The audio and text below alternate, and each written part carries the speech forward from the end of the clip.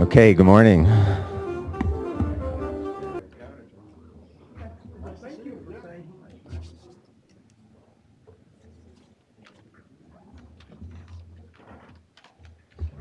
seen it in 40 years. Wow.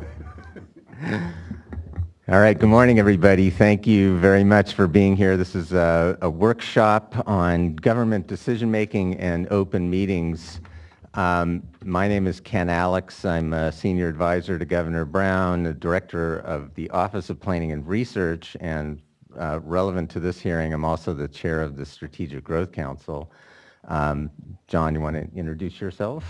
I'm John Laird, Resources Secretary, and also sit on the Strategic Growth Council. Matt. And I'm Matt Rodriguez. I'm the Secretary for Environmental Protection here in the state of California. And as I was reminded when I was talking to Michael Strumwell,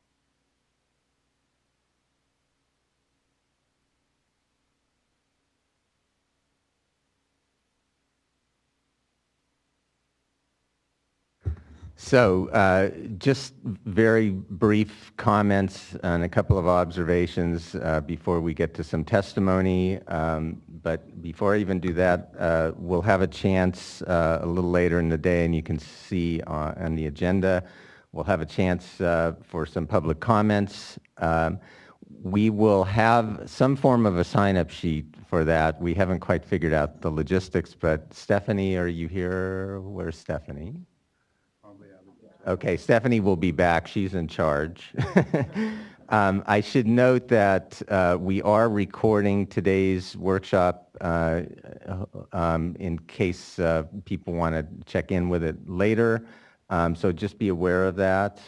And with that, we probably know where the exits and restrooms, et cetera, are, but we can provide guidance if you need it.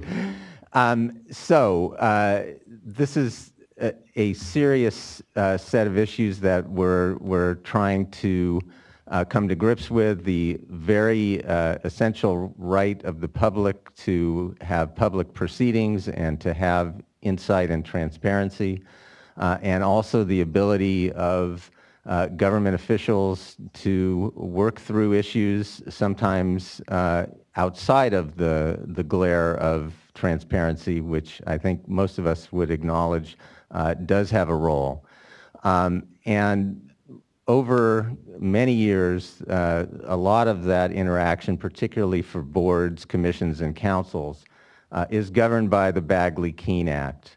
The Bagley-Keene Act was amended in 2009, and I think you'll hear today from some of the commenters that that has created some additional difficulty and uncertainty that has perhaps given rise to some unintended consequences.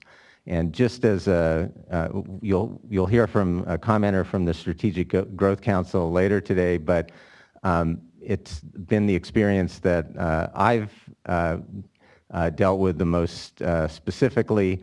And I will say that the Strategic Growth Council, which is made up of 7 cabinet-level officials and 3 public members, was set up to break down silos in government is one of its most important functions, particularly around sustainability.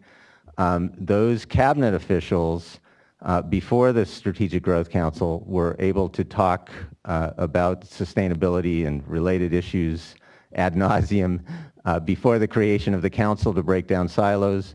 Since the creation of that council and the application of the Bagley-Keene Act, their ability to talk to each other is extremely limited, except in the context of a cabinet meeting, which is in the statute as a specific place in which they can speak. It has caused some siloing issues, shall we say, and I think we'll hear some discussion of that today. So I don't want to go on any longer, but let me turn to my colleagues, Secretary Laird and Secretary Rodriguez, and see if either of you have any opening comments. I just think you summarized it very well, and I just appreciate the irony that in our organization, to break down silos, we can't talk to each other.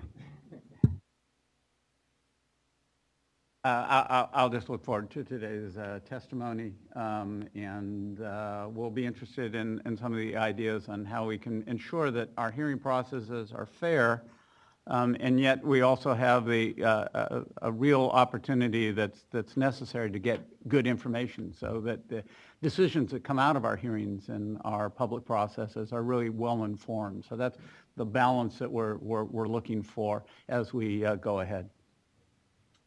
Okay, so without further ado, what we're going to do today is have about an hour of presentations.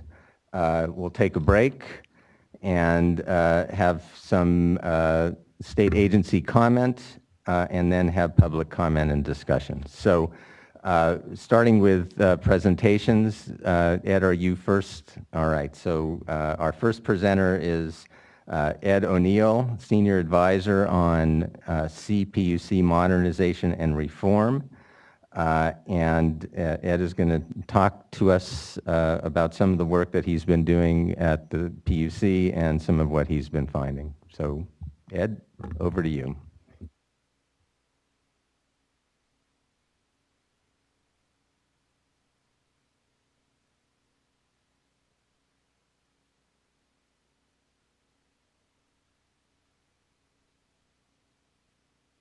Organization, management, processes, and procedures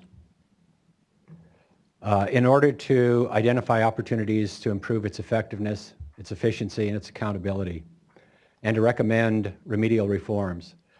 It is a pleasure to speak with you this morning about the results of the work that I've done in this regard over the last year. As probably everybody in this room knows, the California Public Utilities Commission is one of the most important and powerful agencies in the state of California. It directly regulates roughly $50 billion a year in commerce, but it indirectly affects the state, its residents, its businesses, and its industries in a much more profound way. Indirectly, it touches on the lives of every single citizen in California, every single business in California, every single industry in California. It's dealing with some of the most critical issues of the day, not only for California, but for the nation and essentially also for the world in terms of greenhouse gas and climate change issues. It works in a variety of different ways. It has administrative authority, it has quasi-legislative authority, it has quasi-judicial authority. At any given time, it has roughly 500 formal proceedings pending before it. But it does much that is not done in the formal proceedings. It administers billions of dollars in programs every year that are not in formal proceedings. It's critically important that the Commission function in a better, more efficient, more effective, and more accountable way. And that's what I'm going to talk about this morning with you. First, I wanted to briefly mention the methodology that I used. I've been asked to do this task that's really an overwhelming task with essentially a minimal staff. It's myself and one person on loan from ORA. Welcome to the Brown administration. So, now we know where there's a staff member we can poach. Right, yeah. I did a certain amount of original work along with a woman named Zhen Zhang, who was very, very helpful. But we relied a lot on prior studies and reports that had been done. The PUC has been reviewed in a lot of different ways. We reviewed prior studies going back decades. We reviewed more recent studies about the Public Utilities Commission, including all of the reports relating to the San Bruno explosion, the causes, the direct precipitating causes and indirect, what are perceived as root causes of that incident, prior utility incidents and accidents in which the PUC played some role. We met with commissioners and employees at every level of the commission. We met with some outside stakeholders, somewhat limited though, since I have a better level of confidence that I understand their concerns and some of the internal concerns. We reviewed certain information and data about PUC programs, policies, and proceedings. We reviewed studies relating to other state commissions and federal agencies, and we reviewed academic literature. And based on all of that work, we reached two key findings. There are two factors that contribute most significantly to what I view as systemic problems within the PUC. First, impaired communication, barriers to effective communication both within the executive level ranks of the commission and the working level, and between the executive level and the working level. Second, what we refer to as inadequate governance or enterprise management. These factors permeate almost everything that the Commission does, and they have significant adverse effects on much of what the Commission does. In my view, the agency is never going to come close to achieving its full potential unless and until both of these critical deficiencies are remedied. First, I'm going to talk briefly about the impaired communication. Second, about the enterprise management issues. And then third, I'll get to the remedies. Okay, impaired communication. It is one of the most frequently cited causes of organizational failures in the academic literature.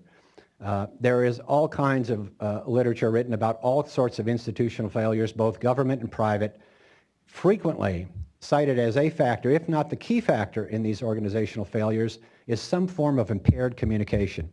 It's typified by internal communication within the executive level that isn't what it should be, communication between the executive level and the working level that is not what it should be, information and organizational siloing, and what's referred to as informational dissonance. And the informational dissonance is a critical element.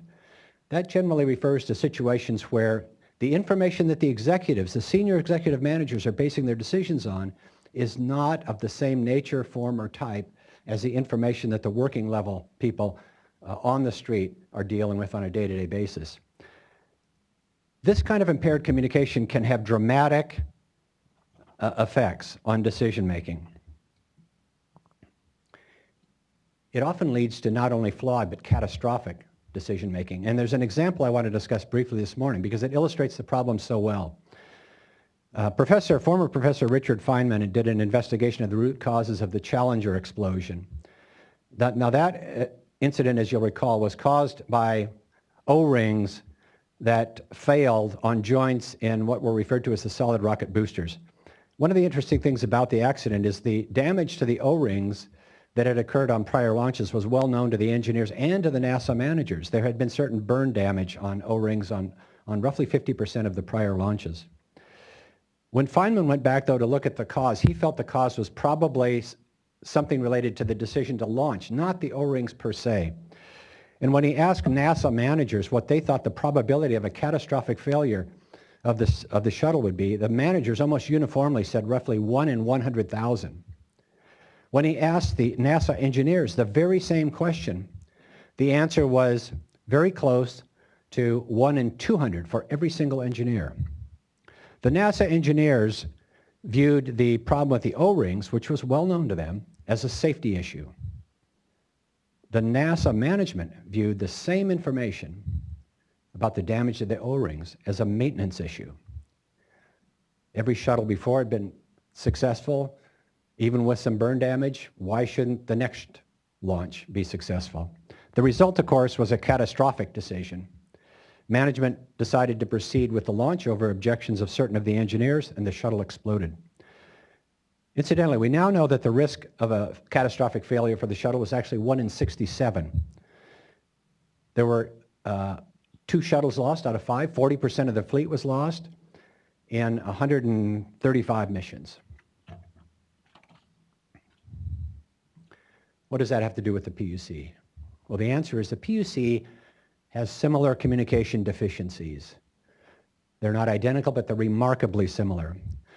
The communication between commissioners is impaired. There is little collaboration. There's little collective debate or discussion among commissioners, even among commissioners on the most important issues before the commission. Commissioners are, in fact, rarely in the building at the same time. There also are significant communication barriers that exist between the executive level of the PUC and the working level. The view among the staff is that the commissioners are more interested in hearing from utility lobbyists than they are hearing from their own staff about technical issues and concerns. There also are communication problems within the agency. Each division tends to kind of stay within its division. And professional staff within the same discipline don't communicate as often or collaborate as frequently as they should. And one reason for this is there is no chief economist at the PUC. There is no chief engineer at the PUC. There is no chief accountant at the PUC. There are individuals in all those disciplines, but they're scattered in different divisions, and they work separately.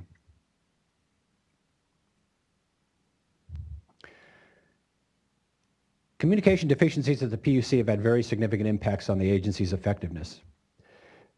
Let me give you an example. It's analogous to the problem that the NASA had, engineers and managers had with the Challenger. The factors that gave rise to the deficiencies in the PUC's natural gas safety program were for the most part very well known to SED. They were known to some degree by CPUC management as well. For example, the SED staff knew that staffing levels were insufficient. They had something like 18 inspectors to inspect 11,000 miles of natural gas transmission, 3,200 small mobile home park and propane systems, and every distribution system in the state. They also knew that new federal requirements required background and experience that they didn't have. They knew they needed training that was only available out of state. They knew that the funding for travel and training was inadequate to get the training they needed. All of those things were known. The commissioners failed to address those problems adequately because they have viewed them as essentially an administrative issue to be dealt with in the next BCP, and if that didn't work, in the BCP after that. SED staff, I am convinced, understood those issues as safety issues, not administrative issues. The result? SED was unable to adequately oversee and inspect PG&E's natural gas transmission pipeline, and it exploded.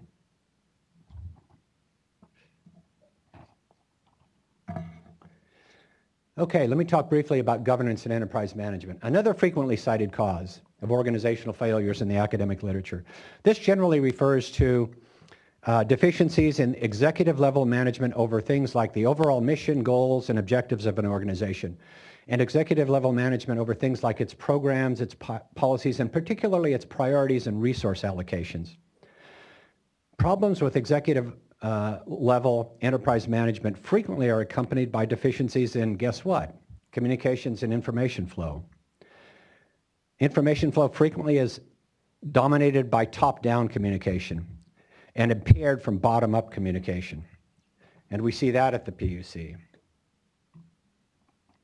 There are plenty of manifestations of enterprise management deficiencies at the PUC. There's no integrated strategic plan for the agency. There are, in most instances, very few effective metrics. There's no means of evaluating the agency's relative success or lack thereof, or making mid-course adjustments. The CPUC staff also has no sense of common mission, and they don't have a sufficient understanding of how they could contribute more to the agency's success. This particular problem has also been long recognized. The PUC has made attempts to deal with it before. It was recognized in the Vision 2000 reform effort in 1996. It was recognized and commented on in particular by former Commissioner Mark Farron in his closing remarks before the Commission. Remedies. Let me talk briefly about remedies. Some can be implemented by the PUC and are being implemented by the PUC, but there's only so much the PUC can do. I'm going to leave that for others to discuss. Other key barriers require legislation, most significantly Bagley-Keene Act reform and ex parte reform. The Bagley-Keene Act, as you probably know, prohibits members of a multi-member state body, agency, or other entity from meeting outside of a noticed public meeting open to the public to discuss, deliberate, or decide anything within the agency's jurisdiction. A meeting is very broadly defined as any congregation of a majority of the members of the body at the same time and place to hear, and that's important, to hear, discuss, or deliberate upon any item that is within the subject matter of the jurisdiction. Could you imagine a modern, high-tech firm trying to function under constraints of that nature? Think about what impact that would have on the ability of the organization to act nimbly and to innovate. It wouldn't happen. The Bagley-Keene Act goes even further, though. It prohibits indirect meetings, seriatim meetings. It prohibits a majority of members of a state body from meeting outside of a publicly noticed meeting through a series of communications of any kind, directly or through intermediaries, to discuss, deliberate, or take action on anything within the jurisdiction of the agency. What are the effects of the Bagley-Keene Act on the PUC? Well, they're profound. In fact, the Bagley-Keene Act has had and is having a devastating effect, in my opinion, on the ability of the agency to function efficiently, effectively, in a timely manner, and with quality decisions. Discussion of sensitive matters in public tends to be constrained. Candid discussion is almost unheard of on sensitive subjects. As a result of that, the Commission rarely deliberates and discusses in any active or lively way in public business meetings. But given the breadth and scope of what the PUC does, it would be virtually impossible for the Commission to manage all of its diverse activities and responsibilities through noticed business meetings with a fixed agenda set out 10 days in advance. It's also virtually impossible for commissioners to thoroughly prepare for public business meetings. To prepare for business meetings of the type that the PUC has, where you have as many as 60 or 70 proposed decisions before the agency, involving each of which may involve tens or hundreds of complicated issues, it would really be necessary for the commissioners to prepare ahead of time and identify issues of concern, things that are worth discussing, different ideas and suggestions that they wanted to discuss publicly and debate. That preparation doesn't occur now because the Bagley-Keene Act prohibits that kind of discussion outside of a publicly noticed business meeting. In order to thoroughly prepare for a public business meeting, the Commission would have to have a public business meeting to prepare for the public business meeting. It's an incredibly cumbersome and virtually impossible thing to do. As a consequence, in my opinion, commissioners typically enter public business meetings without the thorough kind of preparation that I think the issues really deserve and warrant.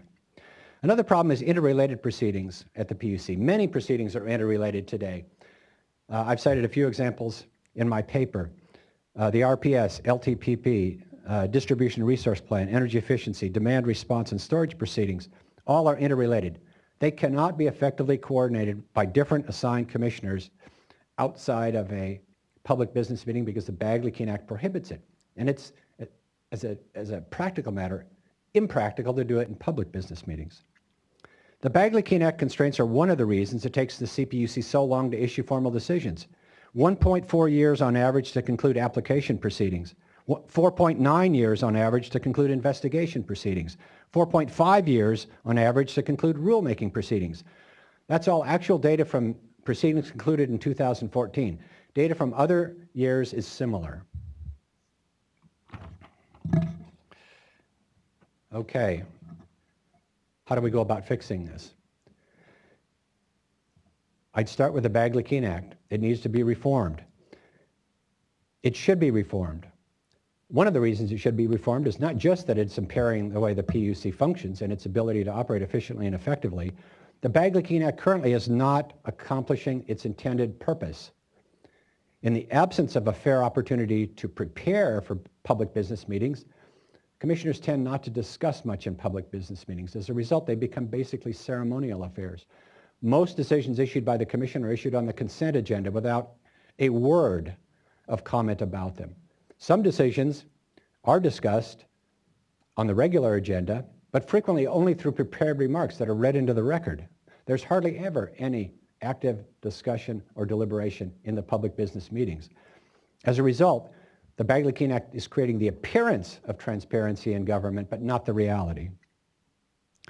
The Act needs to be amended to permit at least discussion of policies, programs, and priorities among members of multi-member agencies.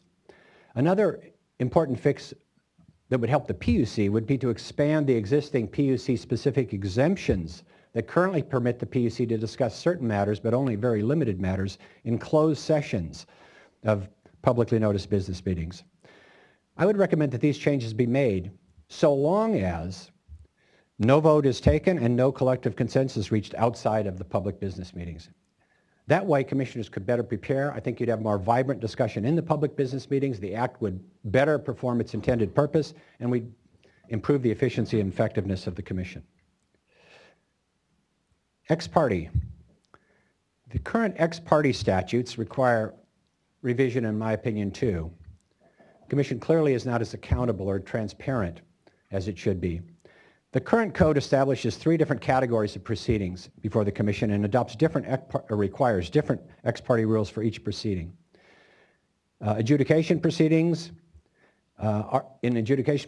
which includes complaints, informal investigations, enforcement investigations of that type, ex parte rules are prohibited. Those are treated as judicial type proceedings. Quasi-legislative proceedings are treated more like proceedings before the legislature, ex parte communications are permitted without restriction. And then there's this broad category, rate-setting proceedings. Under the statutes, ex parte communications are prohibited in rate-setting proceedings, but then there are a bunch of exceptions that seem to permit them.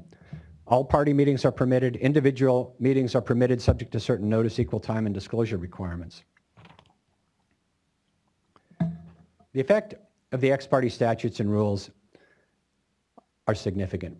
They've compromised transparency and accountability. They've also contributed to the communication problems within the agency. The perception is, among the PUC staff, that the commissioners, because they engage in so many ex parte communications at a critical stage of PUC proceedings, right before a vote is taken, have the feeling that commissioners are more interested in hearing from utility lobbyists than they are their own staff. That has really driven a wedge between the fifth floor at the PUC and the working levels below. That has impaired communication in a fundamental way and needs to be fixed. The ex parte rules are also complex and ripe for abuse. That makes violations more likely, it makes enforcement more difficulty, and it has the effect of eroding any semblance of a culture of compliance at the Commission.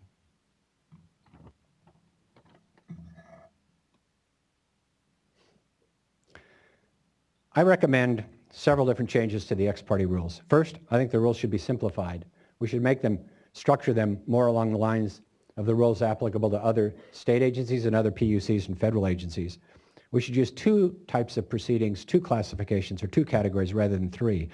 I break them down very simply into quasi-judicial, adjudication type proceedings, and quasi-legislative policy type proceedings. In the quasi-judicial adjudication proceedings, I'd flat out ban ex parte communications across the board. In the quasi-legislative proceedings that involve important policy issues and often political issues, I permit and encourage ex parte communications. Commissioners need all the information they can get in those types of proceedings from every different source with every different perspective. I wouldn't want to impose barriers on communications in the quasi-legislative policy proceedings.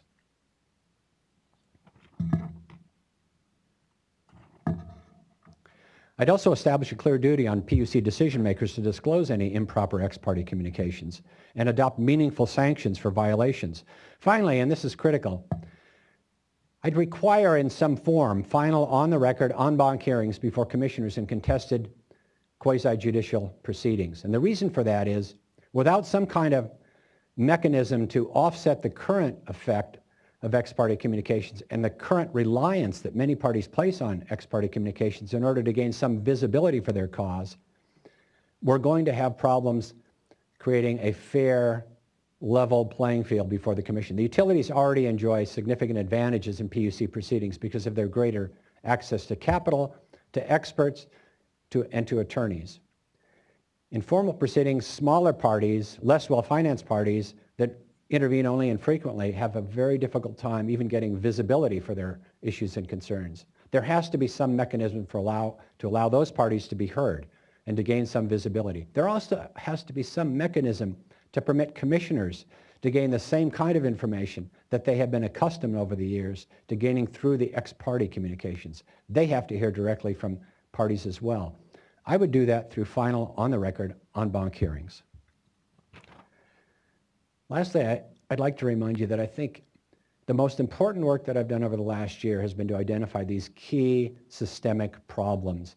In my view, it's critical for the communications and governance issues at the PUC to be addressed. Without addressing those problems, the PUC will not have a prayer of a chance of achieving its potential. They've got to be remedied. The way to do it is through Bagley-Keene reform and ex parte reform. Thank you. Thank you very much. Really appreciate you laying it out, I think, quite clearly, and these are very significant issues for a lot of different entities. Michael, are you next? Next speaker is Michael Strumwasser, who's a partner at Strumwasser and Wucher, and Beverly Grossman Palmer, also a partner at Strumwasser and Wucher. And I should note that I first met Michael in 1985 at the Attorney General's office, and you haven't taken care of this yet, so the time is now. Thank you, sir, and thank you also, Secretary Rodriguez, for the kind recollections of a time when I had more hair. Let me just say briefly, Strumwasser and Wucher our practice essentially involves representing both public agencies and entities that, public interest groups that challenge public agencies. Many of our clients are subject to either the Bagley-Keene Act or the Ralph M. Brown Act, the local government analog to it. And so we have grappled with many of these issues for a long time. I might add also that my partner, Ms. Palmer, and I have appeared before the PUC several times, and we have litigated against the PUC with mixed results. And so this is, and I might mention that while around that same time in the 80s, I was involved in the Attorney General's office in attempting to get the Bagley-Keene Act applicable to the CPUC, and now look what we've done. We were retained by the Commission to provide an independent assessment of ex parte practices before the Commission and to make recommendations regarding ex parte practices going forward. I want to first thank the Commission and its Executive Director, Tim Sullivan, for all the assistance they gave us, and I want to thank them and also the Commissioners for respecting the independence of our charter and in producing the report that we have now tendered. Our report was made public this morning by the PUC and is now available on the PUC website, and copies are here for the panel and for the public. It's a lengthy report, and rather than try to summarize all of it in the time allotted, I'd like to focus on what we've learned from the CPUC's experience about how ex parte practices and procedures influence more fundamentally government decision making. But before I do that, I want to say one other thing. The report that you have and the findings that I will recount for you today reach back into 20 years of data, and we've talked to scores of people who practiced before the Commission, are in the Commission, have experience with the Commission. And we have, as I think you will find soon, we have uncovered some very troubling practices. I want to emphasize these are practices that have gone on for a very long time, and they should not be attributed to the current members of the Commission who would not have had a sincere interest in addressing ex parte reform had they not chosen to retain independent outside counsel. And so I would not want anything we said here to be attributed to any current commissioner. What we say here today, however, is indicative of legacy procedures and practices at the Commission that have grown up around the ex parte practices. Let me first hit just a couple of points, and Mr. O'Neill had hit them also.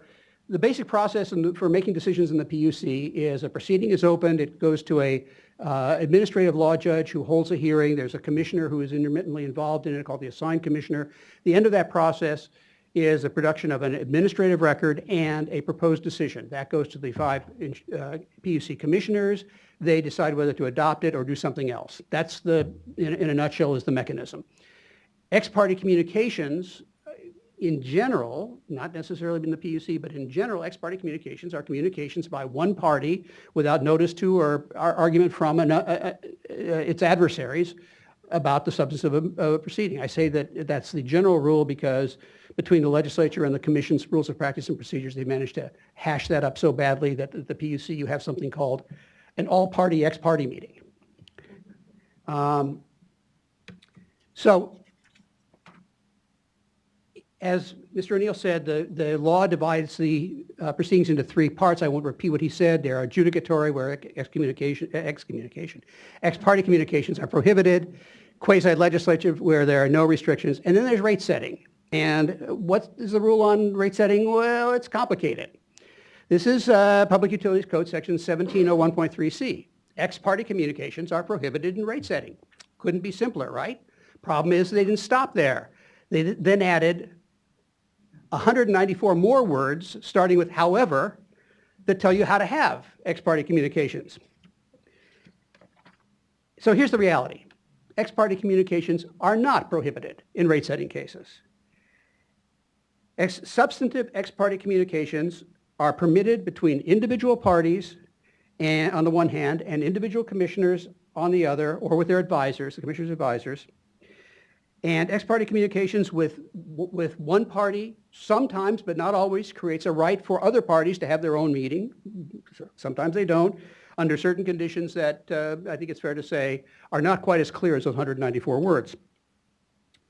And the parties who have this meeting, not the commissioner, not the advisor, are then responsible for doing a disclosure to the other parties, their adversaries, about what happened. 3 guesses as to how descriptive that is. And we have this other eccentricity in the statute, which is that these disclosures may not tell other parties publicly what the commissioner said. So you have a meeting with your judge without your adversaries in which you get to know what the judge is thinking, but your adversaries don't. Ms. Palmer is now going to describe for you briefly what the data on the frequency of ex parte contacts tells us and our review of practices and rules in other similar agencies. Thank you. We were provided by the CPUC with a database containing every record of a disclosed ex parte communication since 1992. The data demonstrates that ex parte communications are indeed pervasive at the CPUC. There were a total of over 21,000 unique reported ex parte contacts present in the database. In each proceeding, there was an average of 14.3 reported ex parte communications, but in some cases there are over 100 in a proceeding. In fact, one proceeding had over 1,200 ex parte communications disclosed. This data is consistent with what we were told in our interviews. Ex parte communications are a mandatory part of practice before the commission for the sophisticated advocates who regularly appear there. But some advocates make those communications more than others, much more. This list contains the most active parties before the CPUC between March 1992 and October 2014. All of these parties reported ex parte contacts in 27 or more separate proceedings. We normalized this data to account for the fact that some parties participate in more proceedings than others and calculated an average number of ex parte contacts per proceeding per party. The data reveals that on average, the utilities and the regulated community have significantly more ex parte communications in a given proceeding than the consumer or public interest organizations that participate in those proceedings as well. In fact, you have to go fairly past the mid-mark of the list to find our first public interest organization in our analysis, and there's only 4 groups on the list in total that advocate for public interest or consumer positions. In general, utilities have 50 to 100% more ex parte communications than public interest and consumer groups. In contrast to the intensive ex parte communications, relatively little communication takes place in the Commission's public business meetings. Over the past 6 years, the CPUC has averaged only 1.7 public business meetings per month, fewer than 21 public meetings a year. In the past year, those public business meetings have averaged just 2.5 hours. We recognize that the commissioners work hard at their jobs, but much of that work is not taking place in these public meetings. A key part of our work was to survey other agencies who have rate-setting functions, as well as other agencies within California, and determine what sort of regulations they apply to ex parte communications.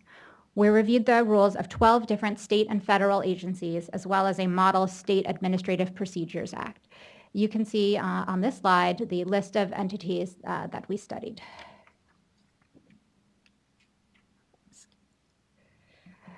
In general, we found that agencies' ex parte communication rules conform to the following paradigm. Where there are formal hearings as an aspect of the decision-making process, for example, sworn testimony, exhibits, cross-examination, and findings and decisions based on the record, ex parte communications are generally entirely prohibited. By contrast, informal proceedings, which could include notice and comment rulemaking, perhaps with a legislative-type meeting where the public may speak, frequently permit ex parte communications, either with no disclosure or requiring that notices be filed disclosing the fact of a communication and the content of that communication.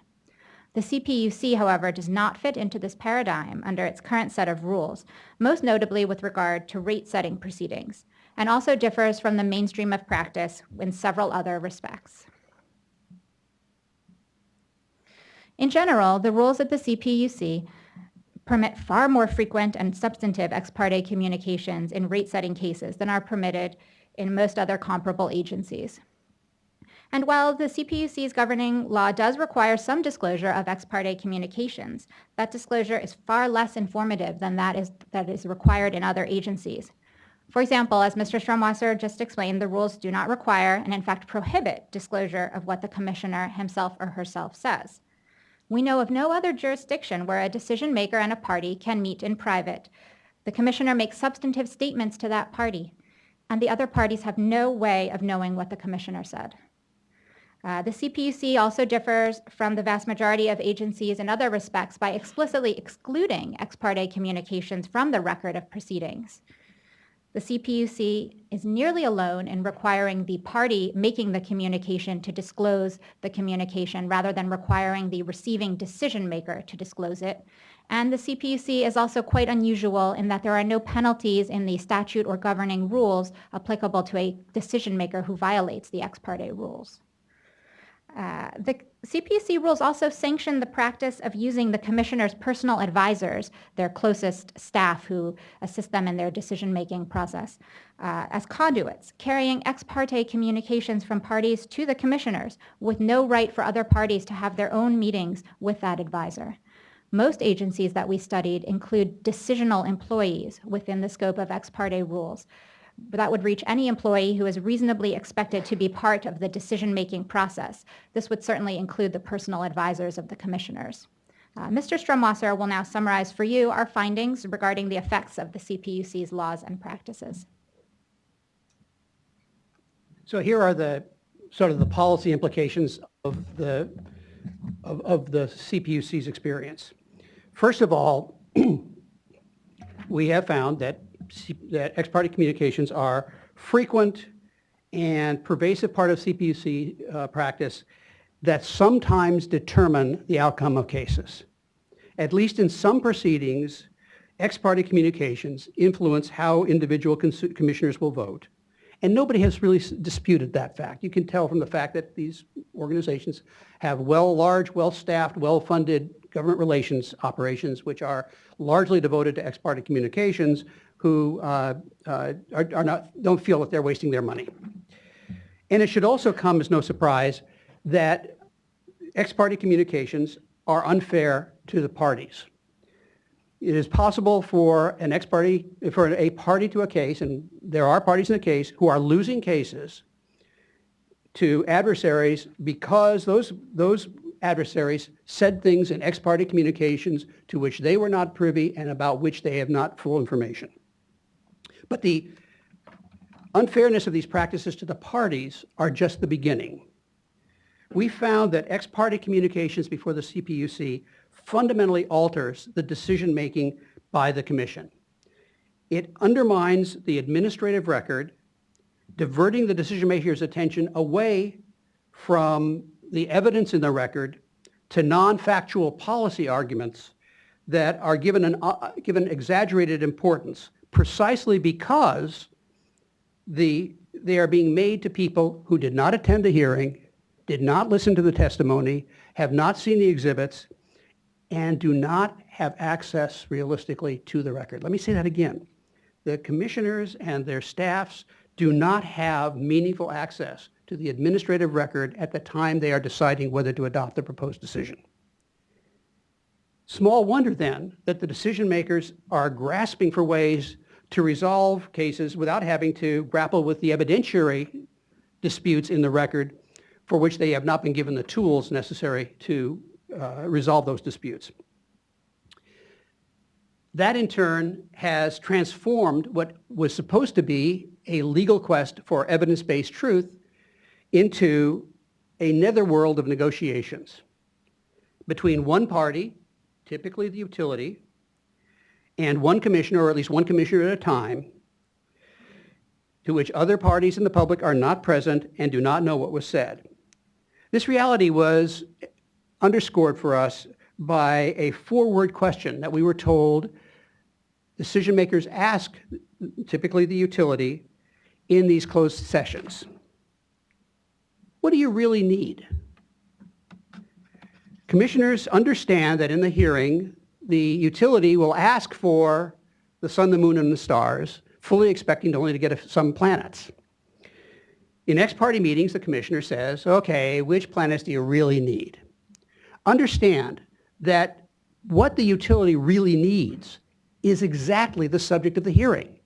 What the utility really needs is what that evidence down there is all about. And that is the ultimate question in the case. And the pervasive practice of ex-parte communications at the CPUC has subtly shifted the fact-based inquiry into what do you really need into a negotiation in which the commissioner is not the judge. The commissioner is now a settlement judge who is trying to resolve a case on a basis that is satisfactory to at least the party in front of him or her. And that in turn has a tendency to elevate personal relationships and deprecate the administrative record. That was indicated by another phrase that we were told is frequently heard in ex-parte communications. You know me.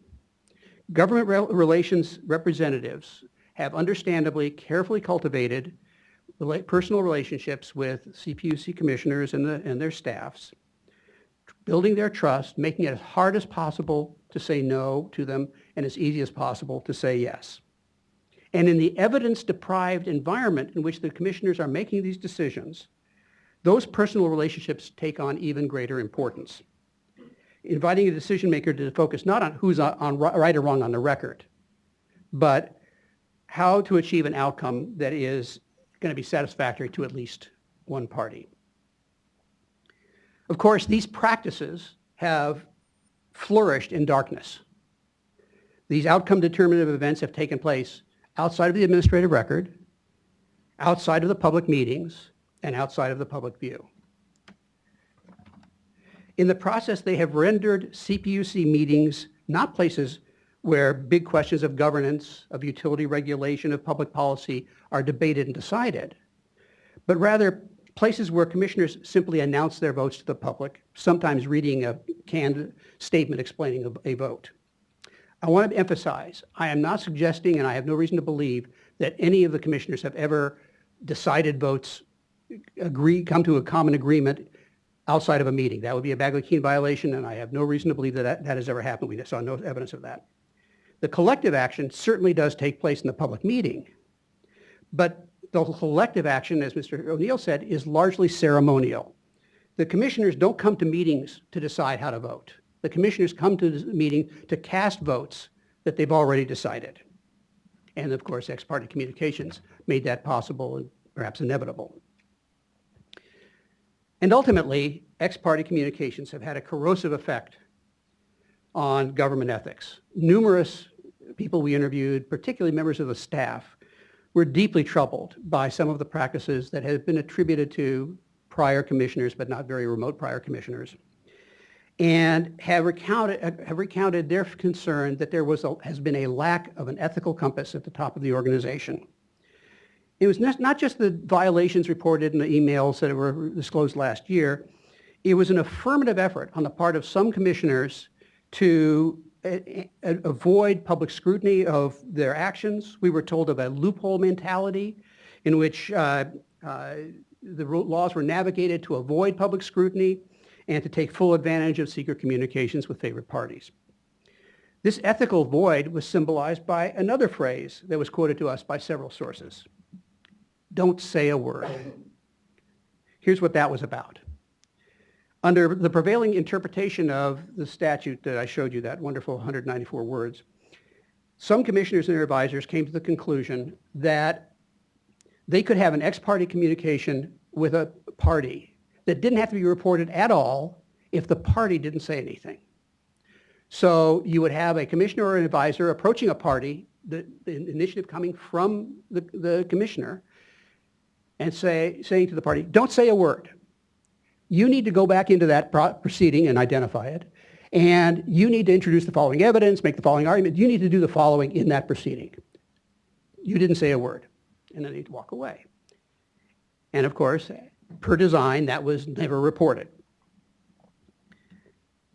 Obviously, this episode illustrates a problem with the with the state's attempt to regulate ex parte communications at the commission, but more importantly, it illustrates how the ethical rules, which more resemble a tax code than anything else, have come to corrode ethics at the top of the PUC, giving some commissioners the impression that it's okay for a commissioner to give a party secret advice in a proceeding that the commissioner is about to be the judge on how to win that case.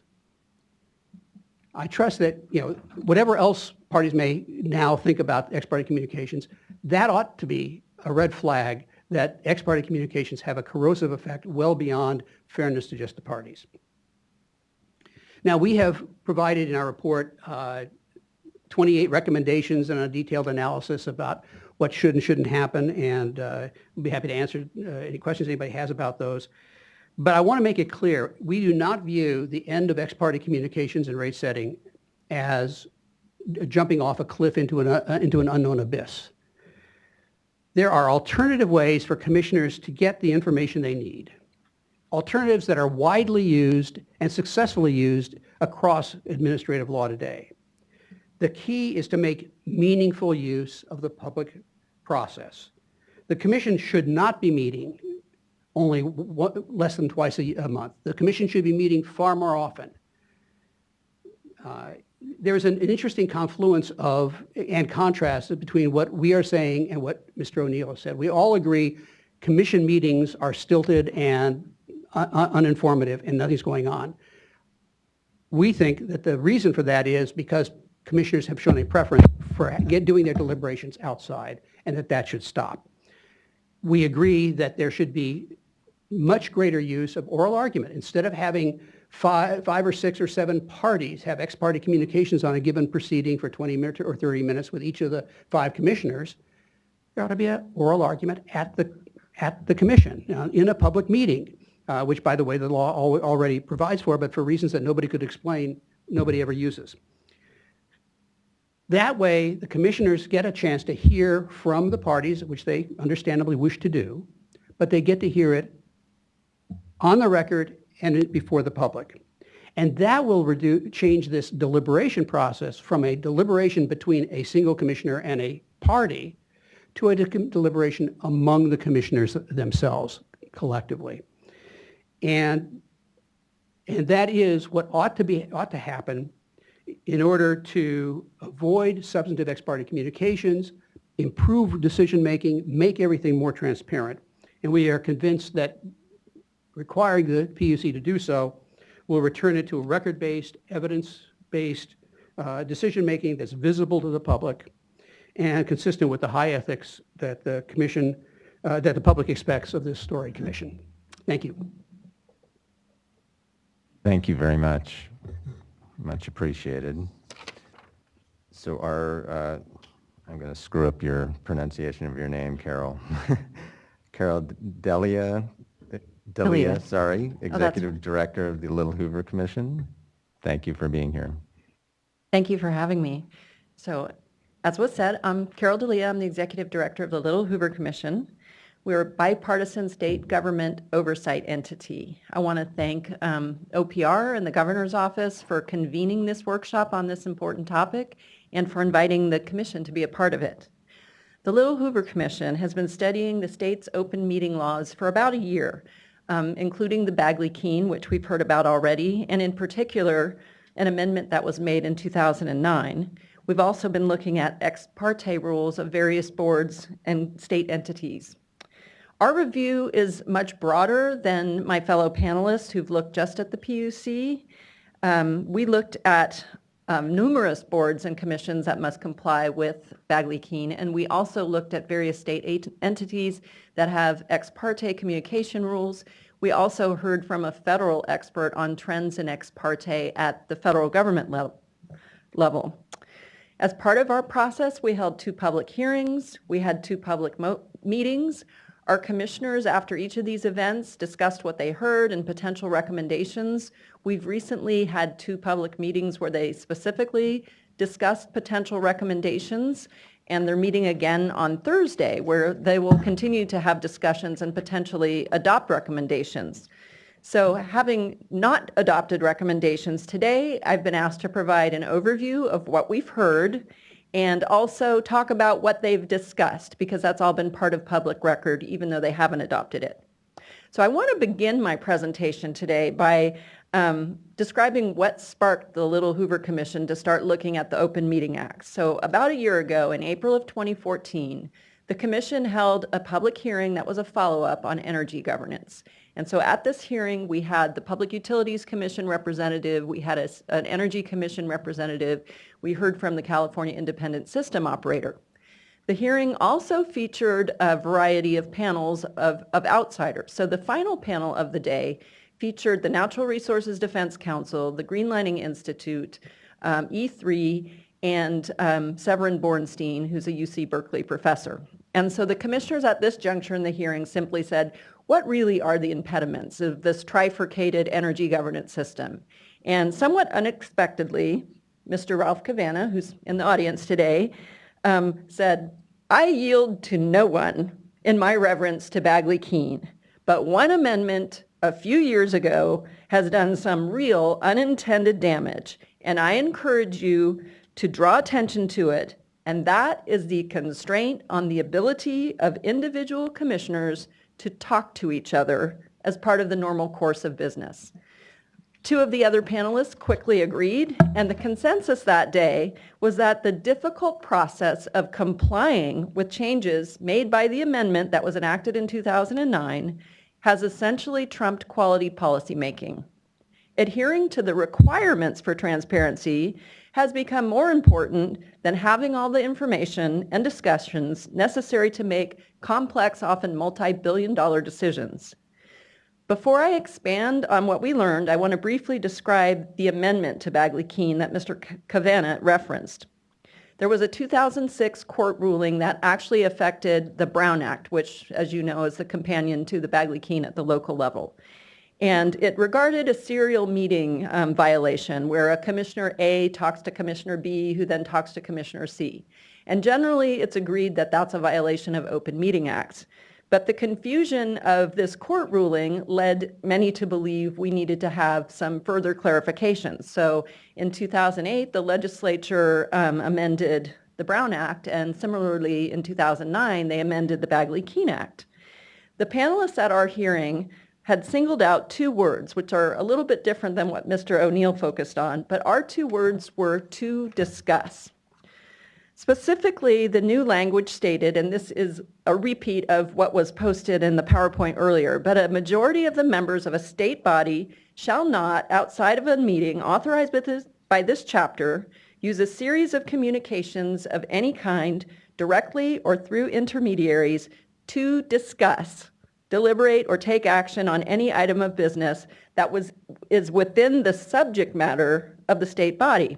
So again, the new words, which didn't exist before, are to discuss. Enacted with the best of civic intentions to eliminate the ambiguity of the 2006 court ruling, these words are stifling the state's ability to govern efficiently. According to one hearing witness, the confusion over the amendment has various state agencies tied in knots.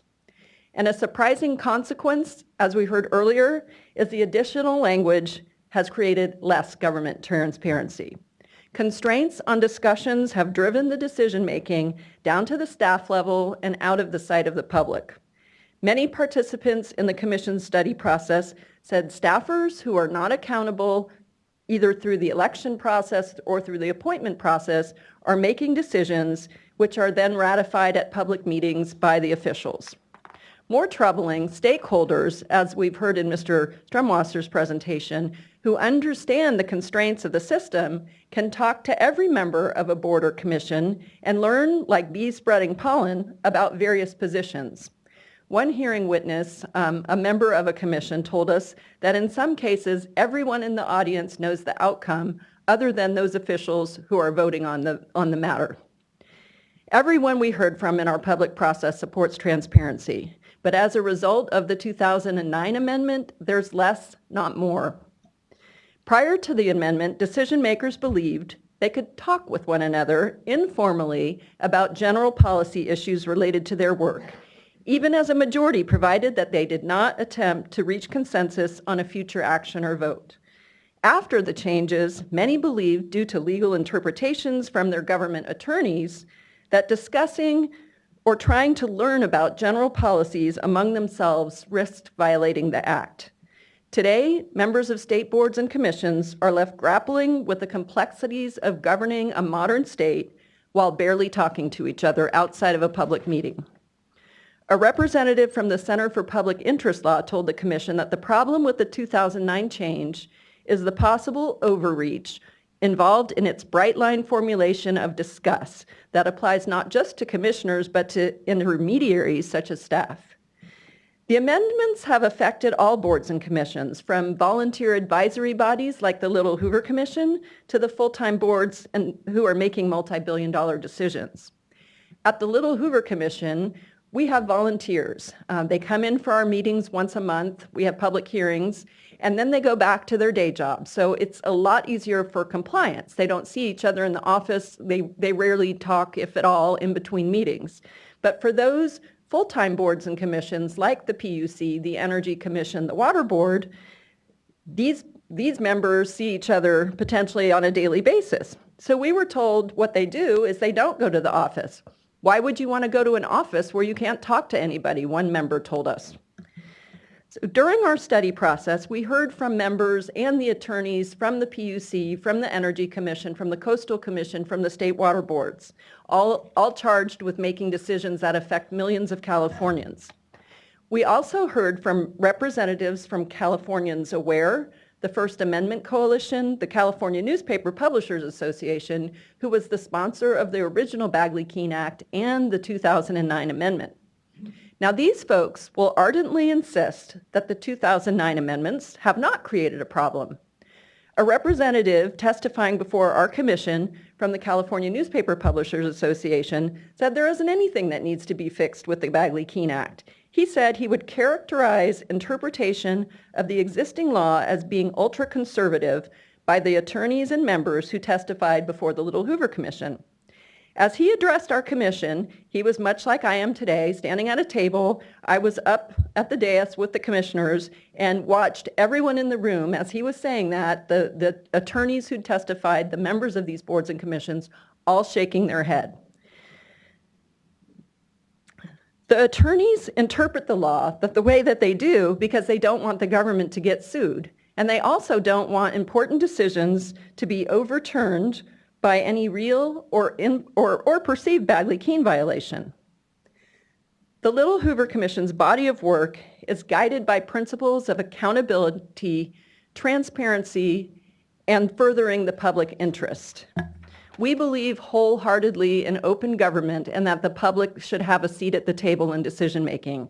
And it's with that spirit that our members have consistently discussed recommending that the legislature adopt minor modifications, new language to clarify that officials appointed to state boards and commissions can hold informal, internal discussions among two or more members about general policy issues related to their work, as long as those discussions are not used to develop concurrence or consensus on an upcoming vote or decision.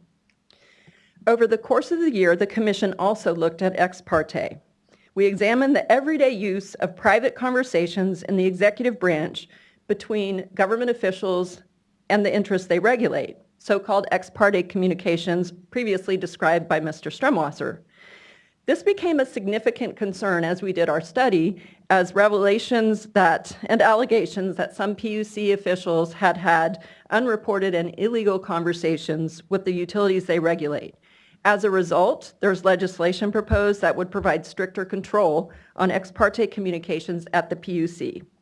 Again, our commission was not looking as deeply at one entity. We were looking much more generally and considered whether these private conversations between regulators and the regulated are appropriate. We looked at the array of rules by various agencies throughout state government and, as I mentioned, also the trends at the federal level. The Commission concluded that these private conversations are, in most cases, a necessary and effective tool of information gathering and governing. The downside is a public perception that influential interests run the table as a result of these conversations.